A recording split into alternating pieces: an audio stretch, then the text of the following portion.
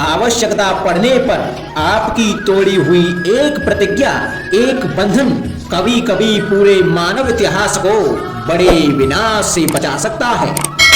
इसलिए नियम, प्रतिज्ञा, वचन कुछ नहीं, कुछ है तो केवल समय, अर्थात जिसके अनुरूप चलने वाला ही सफल हो सकता है। क्या कर रहा हूं मैं?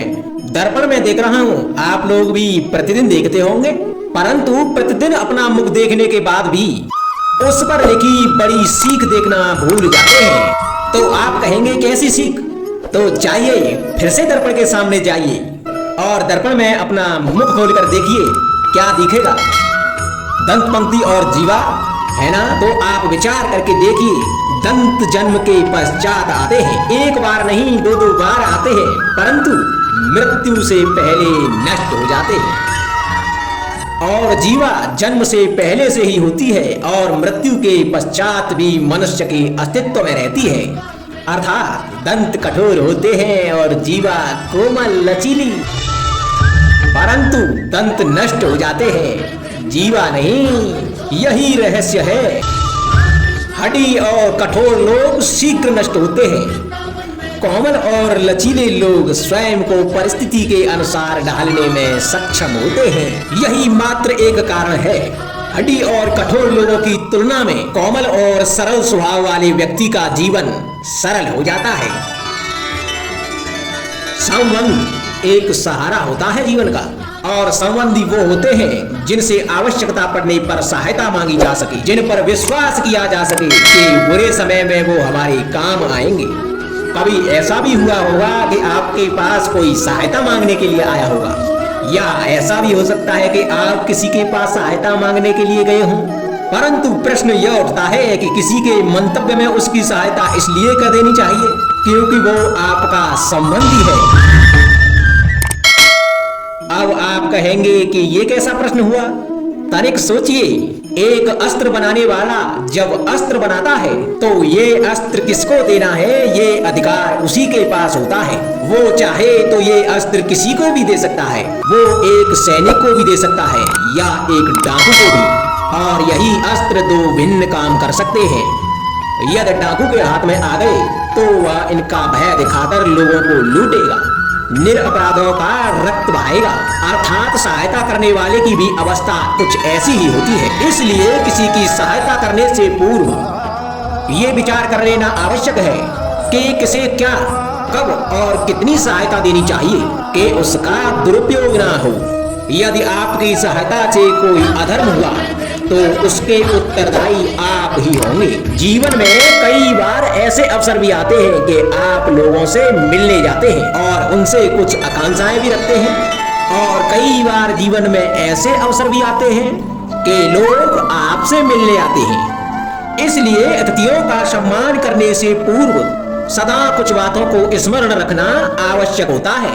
यदि कोई आपसे मिलने आ सकता है तो उसके तीन कारण हो सकते हैं। पहला कारण होता है भाव, दूसरा अभाव और तीसरा प्रभाव। तो जैसा अतिथि उसको वैसा ही सम्मान दें। यदि आपके पास कोई भाव से आया तो उसे केवल आपका प्रेम चाहिए, आपका सानिध्य चाहिए, और यदि कोई अभाव में आया तो उसकी उतनी सहायता अवश्य करें कि जितनी आप करने में सक्षम हो, परंतु उतनी भी ना करें कि वो आपकी सहायता का दुरुपयोग कर बैठे। और यदि कोई प्रभाव में आया तो स्वयं पर अभिमान ना करें, क्योंकि जीवन में कभी ना कभी आप भी भाव अभाव प्रभाव के चक्रव्यूह में फंस सकते हैं।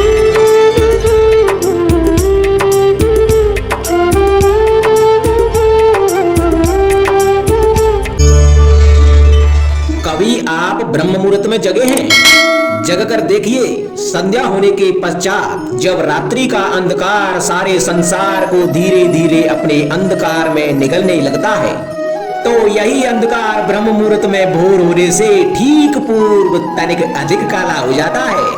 कुछ समझे, हमारा जीवन भी कुछ ऐसा ही होता है। जब हमारे जीवन की समस्याएं, कठिनाई अपने अंत पर होती हैं तो यही समस्याएं, कठिनाई एक भीषण रूप लेकर हमारे समक्ष खड़ी हो जाती हैं और ऐसी परिस्थितियों में अधिकतर लोग हार मान जाते हैं, भय खा जाते हैं।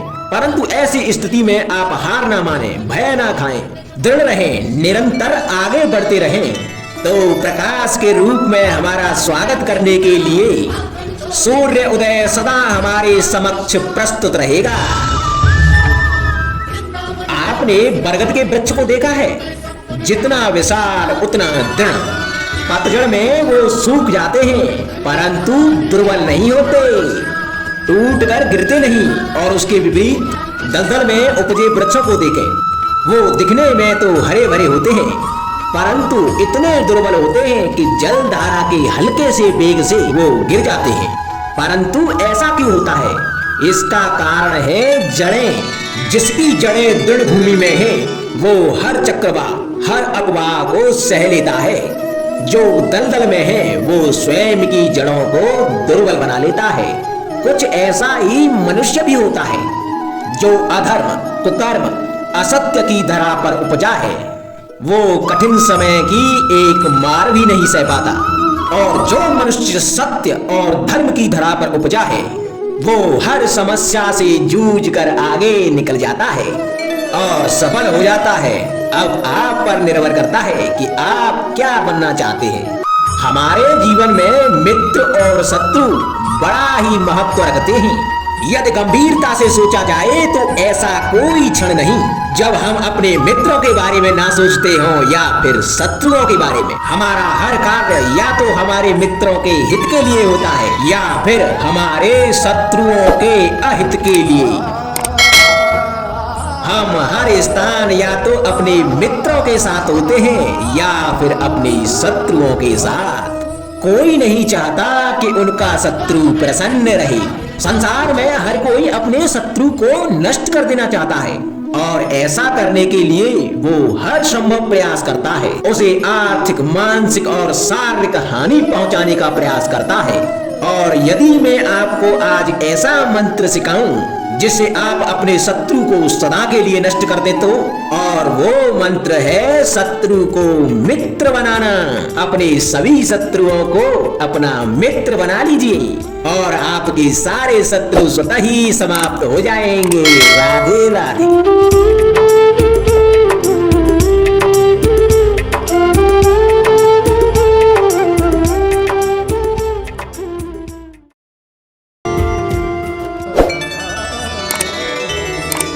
संगति या साथ, मित्र और साथी मनुष्य के व्यक्तित्व के लिए सबसे महत्वपूर्ण होते हैं।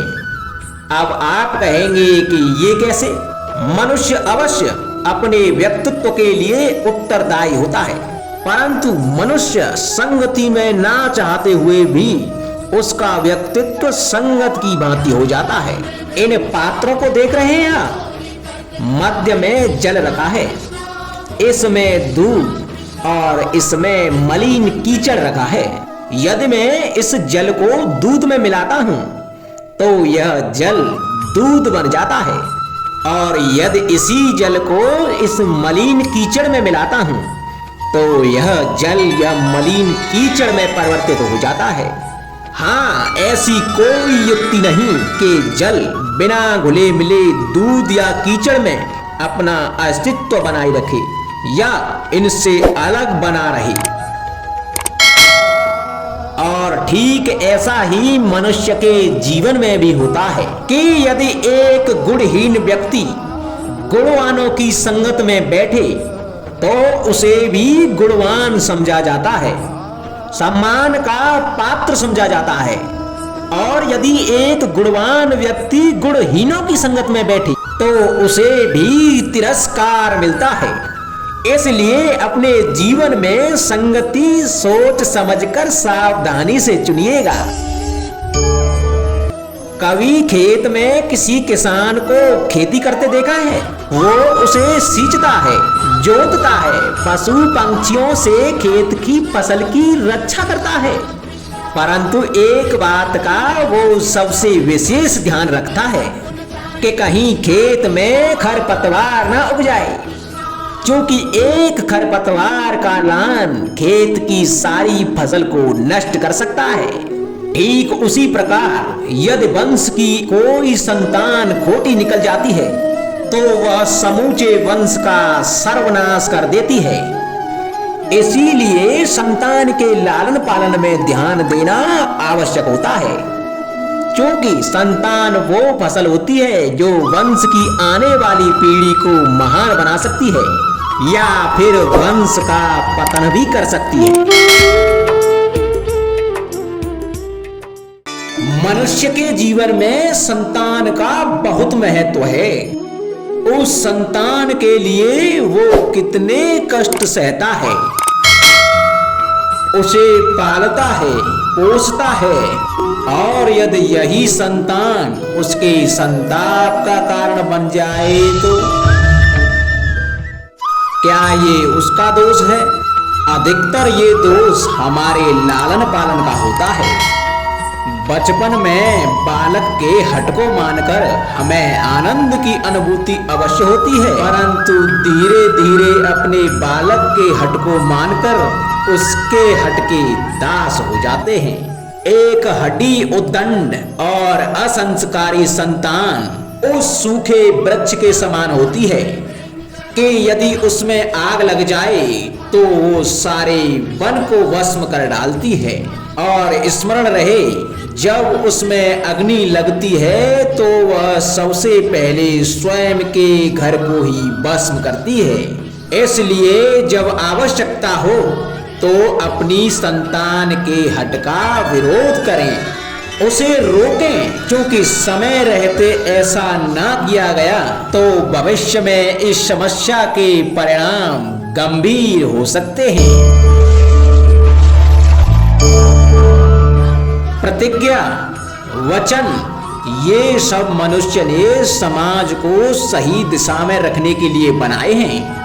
वो मनुष्य ही क्या जिसके जीवन में नियम ही ना हो, जिनका वो पालन ना करे, परंतु समय के साथ चलने के लिए नियमों को भी बदलना आवश्यक होता है, क्योंकि ये आज का समय ही तो है जो बीत जाने के बाद इतिहास बन जाएगा। यदि आवश्यकता पड़ने पर नियम और प्रतिज्ञा भंग न की जाए, समय की मांग के प्रतिरूप अपनी प्रतिक्रिया न बदली जाए, तो इतिहास हमें कभी क्षमा नहीं करेगा। आवश्यकता पड़ने पर आपकी तोड़ी हुई एक प्रतिज्ञा, एक बंधन कभी कभी पूरे मानव इतिहास को बड़े विनाश से बचा सकता है। इसलिए नियम, प्रतिज्ञा, वचन कुछ नहीं, कुछ है तो केवल समय, अर्थात जिसके अनुरूप चलने वाला ही सफल हो सकता है। कभी किसी पंछी को घोंसले की नींव बनाते देखा है? अथक परिश्रम करके तिनका तिनका बिटोर के वो पंछी अपना घर बनाता है, अपनी संतान के लिए एक सुरक्षित घर बनाता है। और कहीं से तीव्र आंधी आती है, बारिश आती है और उसका घर तिनका तिनका करके बिखर जाता है। फिर वो पंछी रोता नहीं, ना ही विलाप करता है, वो बिना विलंब करे फिर से अपना घोंसला बनाना प्रारंभ कर देता है और सफलता पाता है। फिर हम क्यों छोटी छोटी असफलता से भयभीत होकर परिश्रम करना छोड़ देते हैं? एक बात सदा स्मरण रखना, हर वृक्ष कुल्हाड़ी की एक मार से नीचे नहीं गिरता, हर चट्टान घन के एक प्रहार से नहीं टूटती। सफलता पाने के लिए अनावृत परिश्रम करना मात्र एक मार्ग है। स्वीकरण, सत्य का स्वीकरण मनुष्य के लिए बहुत ही महत्वपूर्ण है। जब तक मनुष्य सत्य को स्वीकार नहीं करता तब तक उसे असत्य से लड़ने की शक्ति प्राप्त नहीं होती। जब आप भोजन करते हैं तो क्या होता है? आपका पेट स्वीकारता है कि वो भर चुका है और आप भोजन करना बंद कर देते हैं। जब आपको निद्रा आती है तो क्या होता है? आपका मन स्वीकारता है कि आपका शरीर थक चुका है और उसे विश्राम की आवश्यकता है। उसी प्रकार जब आपको किसी व्यसन को रोकना हो तो आपको स्वीकारना होता है कि बहुत हो चुका, चाहे वो लालच हो या मदिरा पान। उस व्यसंग का त्यागना तभी प्रारंभ होता है जब आप यह स्वीकार कर लेते हैं कि आप उस व्यसंग के बंधन